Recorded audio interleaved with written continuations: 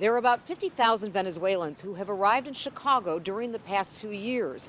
Their lives are now in limbo following a U.S. Supreme Court order that allows the Trump administration to strip away the migrants' protections. He is a 30-year-old Venezuelan man that works full-time in a bakery and volunteers 4 hours a week at this warehouse that stores supplies for people in need, including migrants. The father of two says he is terrified of being deported. He says, quote, "In reality, we live in desperation. I don't know if it will happen, but when you go out and you will see a strange car behind you."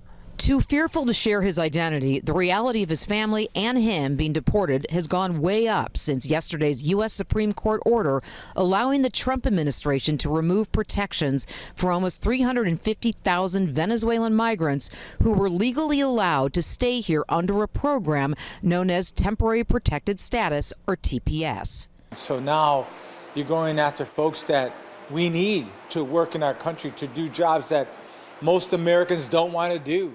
Pastor John Zayas has spent the last 2 years helping migrants settle in the Chicago area. He and immigration attorneys say many are already well established in their communities.